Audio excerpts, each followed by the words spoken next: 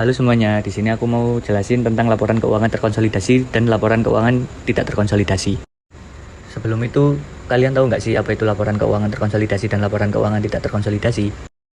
Nah, laporan keuangan terkonsolidasi adalah laporan keuangan yang menggabungkan laporan perusahaan induk dan anak perusahaan yang mencerminkan kondisi dan kinerja grup perusahaan sebagai satu entitas ekonomi. Sedangkan laporan keuangan tidak terkonsolidasi adalah laporan keuangan yang hanya mencerminkan posisi keuangan, hasil usaha, dan arus kas dari satu entitas, seperti perusahaan induk tanpa menggabungkan laporan dari anak perusahaan atau afiliasi. Tujuan dari konsolidasi itu sendiri adalah memberikan gambaran yang lengkap bagi para pemegang saham dan pengguna laporan tentang total posisi keuangan, hasil operasi, dan arus kas dari keseluruhan grup perusahaan. Berikut adalah perbedaan utama laporan keuangan terkonsolidasi dan tidak terkonsolidasi diantaranya. Lalu apa aja sih manfaat laporan keuangan terkonsolidasi dan yang tidak terkonsolidasi?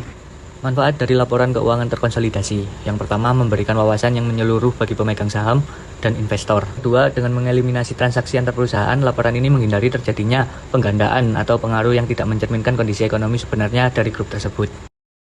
Manfaat dari laporan keuangan tidak terkonsolidasi. Yang pertama, menyediakan gambaran rinci tentang kinerja perusahaan induk atau entitas tunggal yang bermanfaat bagi pihak-pihak yang terkait pada kinerja independen perusahaan induk.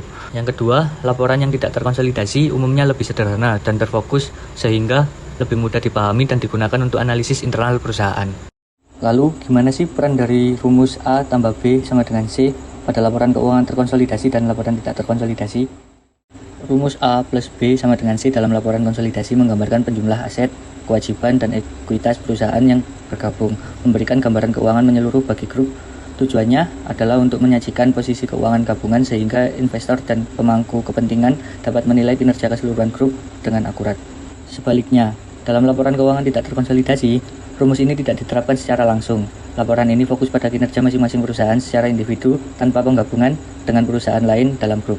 Sekian dari penjelasan materi tentang laporan keuangan konsolidasi dan tidak terkonsolidasi. Terima kasih sudah menonton.